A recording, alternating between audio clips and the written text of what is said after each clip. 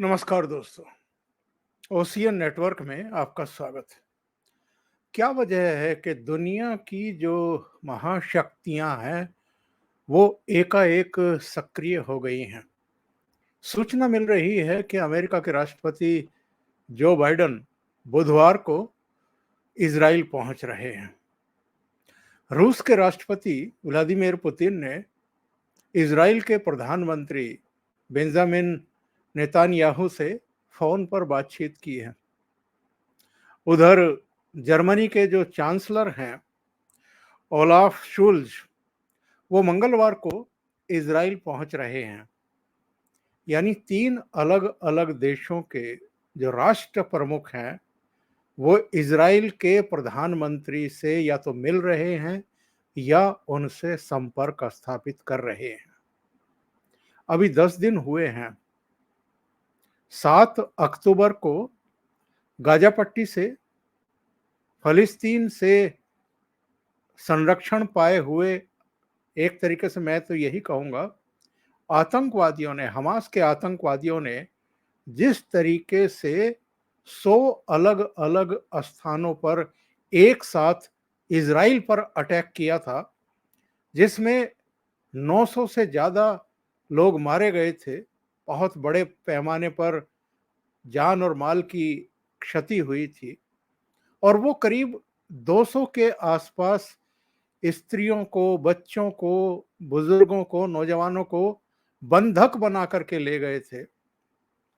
उसके बाद इजराइल के प्रधानमंत्री की तरफ से, इजरायली सेना की तरफ से जो जवाबी हमला हुआ है गाजा पट्टी पर, हमास पर, उसके बाद आज हालत ये हो गई है कि वो दुम दबा करके बिलों में घुसे हुए हैं, यानी हमास के आतंकवादी, और जो इनके हिमायती हैं या जो इनको अस्त्र शस्त्र ट्रेनिंग वगैरह देते रहे हैं, जो पर्दे के पीछे से इनको उकसाते भड़काते रहते हैं कि वो यहूदियों के खिलाफ जंग करें, जिहाद करें, वो भी अब सख्ते में और सदमे में है।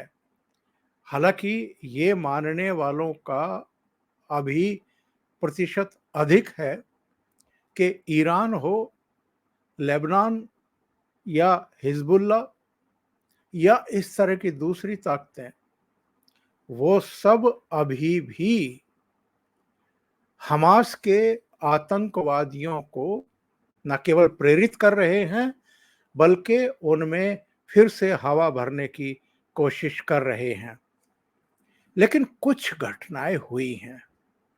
इनमें एक घटना ये बताती है कि हमास के आतंकवादी ही नहीं, उनके जो हिमायती हैं, उनके भी अब हौसले पस्त होते हुए दिखाई दे रहे हैं। हमास घुटनों पर आते हुए दिखाई दे रहा है, वरना ईरान के विदेश मंत्री की प्रेस कॉन्फ्रेंस ना होती और उस प्रेस कॉन्फ्रेंस में वो ये ना कहते कि हमास के आतंकवादी इजराइल के जो 199 या 200 बंधक हैं उनको रिहा करके वापस इजराइल भेजने को तैयार है, पर इसके लिए इजराइल को गाजा पट्टी पर बमबारी बंद करनी पड़ेगी। और ये प्रस्ताव क्यों आया है, ये हमास एक तरीके से घुटनों पर क्यों दिखाई दे रहा है, क्योंकि पिछले 9 दिनों में पहला दिन जरूर 7 अक्टूबर को हमास का था, जब उसने अचानक 100 जगहों से अटैक किया था इजराइल पर और बहुत सारे लोगों को मार डाला था, बहुत सारे लोगों को अपहृत करके ले गया। लेकिन उसके बाद अगर हम देखें कि कब क्या हुआ है, तो आपको पता लगेगा कि बाद के जो 9 दिन हैं वो इजराइल के नाम रहे हैं। 8 तारीख को ही इजराइल ने ऑपरेशन स्वॉर्ड आयरन शुरू कर दिया था। 9 अक्टूबर को उसने पूरी गाजा पट्टी की घेराबंदी कर ली थी। 10 को बहुत बड़ा इलाका बमबारी से तबाह कर दिया गाजा पट्टी का। 11 अक्टूबर को वहां से पलायन शुरू हुआ और भारत ने 12 अक्टूबर को ऑपरेशन अजय शुरू किया। यानी जो भारतीय वहां फंसे हुए हैं उनको वहां से निकालने का काम शुरू हुआ। 13 अक्टूबर को जो उत्तरी गाजा पट्टी है उसको खाली करके चले जाने का फरमान इजराइल की तरफ से जारी किया गया और 14 तारीख को पलायन वहां शुरू हो भी गया। 15 अक्टूबर को गाजा पट्टी में 2600 लोगों की मौत हुई और 16 अक्टूबर को इजराइल ने फिर 5 घंटे का अल्टीमेटम जारी कर दिया और वो अल्टीमेटम चूंकि खत्म हो चुका है इसलिए इस बात की अब आशंका बनी हुई है, संभावना बनी हुई है कि इजराइल की तरफ से जो करीब 3 लाख सेनाएं गाजा पट्टी को घेर करके खड़ी हुई हैं वो अब घुस सकती हैं, किसी भी समय घुस सकती हैं और अगर वहां पर उनकी कार्रवाई शुरू हुई तो ये तय माना जा रहा है कि न केवल हमास के आतंकवादी मारे जाएंगे बल्कि जिन फिलिस्तीनियों को हमास के आतंकवादी जबरन वहां पर रोके हुए हैं अपना बचाव करने के लिए या उनको ढाल बनाने के लिए, मानव शील्ड बनाने के लिए, वो भी बड़े पैमाने पर मारे जाएंगे।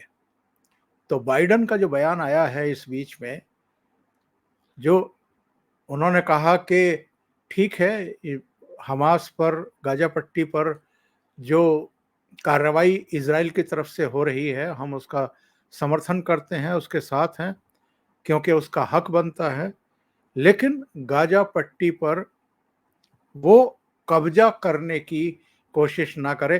तो इसको एक तरीके से अमेरिका की तरफ से इजराइल को एक चेतावनी भी माना जा रहा है और बहुत सारे एक्सपर्ट्स का ये कहना है कि ये एक तरीके से अमेरिका के रुख में हल्का सा बदलाव दिखाई दे रहा है।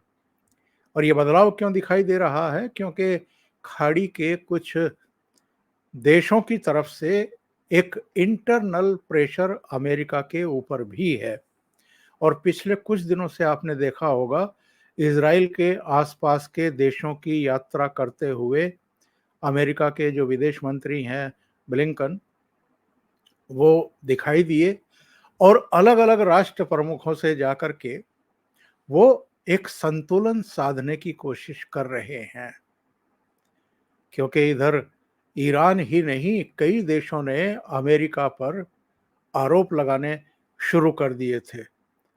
तो जो अमेरिका का बयान आया उसके बाद जो संयुक्त राष्ट्र संघ में इजराइल के दूत हैं गिलाद अर्दोन, उनकी तरफ से एक बयान आया है और उनका कहना यह है कि हम गाजा पट्टी पर कब्जा करने की नीयत से ये कार्रवाई नहीं कर रहे हैं, हमें घुस करके हमास के आतंकवादियों को खत्म करना है, निपटाना है।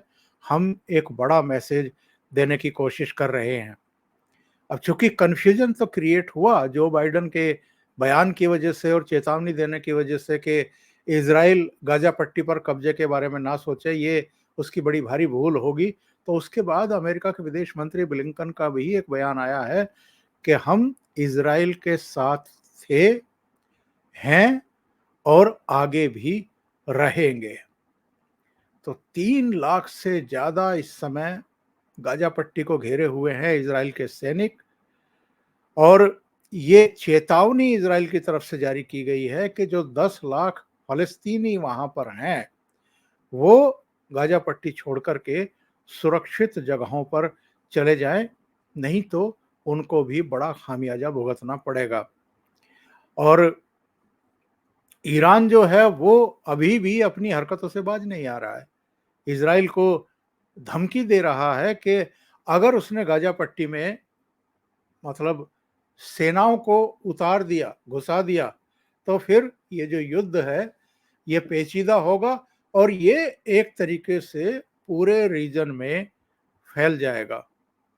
अभी तक की जो कार्रवाई हुई है इजराइल की तरफ से, उसमें एक आंकड़ा आया है 2670 फिलिस्तीनी अब तक मारे गए हैं और 9600 के आसपास घायल हुए हैं। करीब करीब 10,000 आप मान सकते हैं कि घायल हुए हैं। 2014 में जो कार्रवाई हुई थी वो 6 सप्ताह तक चली थी। इतने लोग तो 6 सप्ताह में भी नहीं मारे गए थे जितने 10 दिन में मारे जा चुके हैं। और जो ये ईरान के विदेश मंत्री की तरफ से एक तरीके से प्रस्ताव आया है कि हमास के आतंकवादी इजरायली बंधकों को छोड़ने के लिए तैयार हैं, ये माना जा रहा है कि जो पेचीदगियां पैदा हो रही हैं, लेबनान की तरफ से हिजबुल्लाह ने जो टैंक रोधी मिसाइल छोड़ी थी, उसकी वजह से मामला और पेचीदा हुआ है और अमेरिका से लेकर के रूस तक के कान खड़े हुए हैं।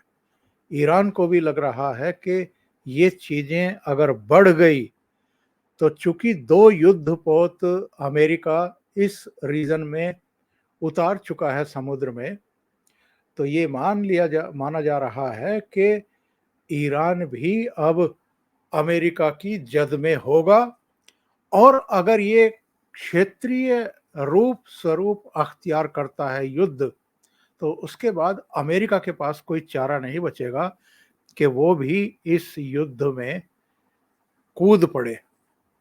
जो अब तक की सूचना है वो ये है कि इजराइल में जो हमास के आतंकवादियों की करतूत है उसमें 1400 लोग मारे गए, 3400 घायल हैं। 100 जगह उसने हमला किया था 7 अक्टूबर। फलस्तीन पर जो प्रतिक्रिया हुई इजराइल की तरफ से, 2600 से ज्यादा लोग मारे गए हैं, 2670 का आंकड़ा आ रहा है। 9600 अब तक घायल हुए हैं। 6000 से ज्यादा रॉकेट दागे गए हैं इजराइल की तरफ से। इजराइल के पास 1,69,000 सैनिक हैं, सक्रिय सैनिक। 4,65,000 रिजर्व सैनिक हैं, जिनमें से अब उसने करीब 3 लाख को तैनात किया है कि वो आ जाएं। और हमास की तरफ से जो आतंकवादी इस तरह की गतिविधियों में, हमलों में शामिल हैं, उनकी संख्या 15 से 20,000 के आसपास बताई जा रही है और इसको अल कसम ब्रिगेड का नाम दिया गया है।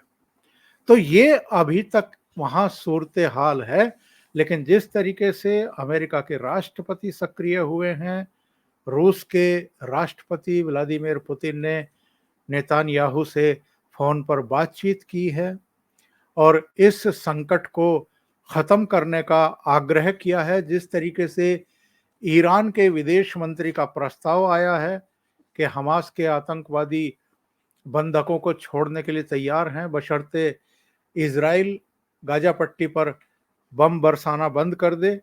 इससे ये पता चलता है कि दुनिया भर की ताकतें अब भयभीत हैं।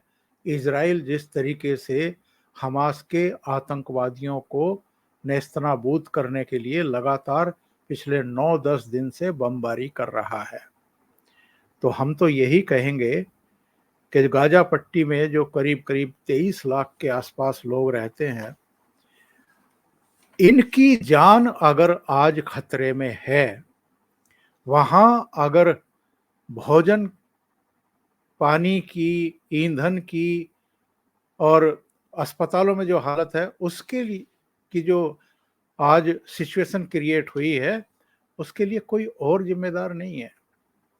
उसके लिए ईरान जिम्मेदार है, लेबनान हिजबुल्लाह जिम्मेदार है, हमास जिम्मेदार है, ये सारी ताकतें जिम्मेदार हैं।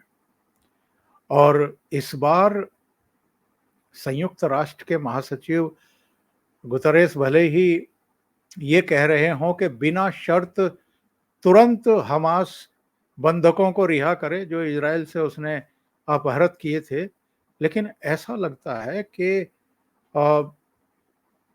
जो इज़राइल के प्रधानमंत्री हैं वो फैसला कर चुके हैं कि हमास को जब तक पूरी तरीके से नेस्तनाबूद नहीं कर दिया जाएगा, तब तक ये लोग चैन की सांस नहीं लेंगे, सेनाओं को युद्ध रोकने के लिए नहीं कहेंगे। सूचना ये भी आ रही है कि संयुक्त राष्ट्र के पास जो मिस्र है, जो जॉर्डन है, जो वेस्ट बैंक है, ये इज़राइल में भोजन, पानी, गैर खाद्य सामग्री, चिकित्सा आपूर्ति, ये जो ईंधन वगैरह का जो भंडार है, वो भेजने के लिए तैयार हैं और ये अपील करने के लिए संयुक्त राष्ट्र संघ में गए हैं कि कुछ समय के लिए उन्हें ये परमिशन दी जाए ताकि वो गाजा पट्टी के जो नागरिक हैं उन तक ये सब सुविधाएं पहुंचा सकें।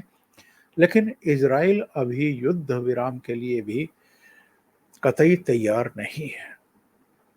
अभी के लिए इतना ही। बहुत बहुत धन्यवाद। अगर आपको ये चैनल और इसके कंटेंट पसंद आ रहे हैं तो लाइक करें, कमेंट करें, वीडियो को शेयर भी करें।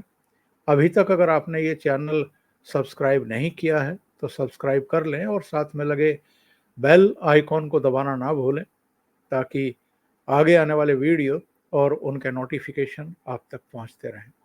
बहुत बहुत धन्यवाद। नमस्कार।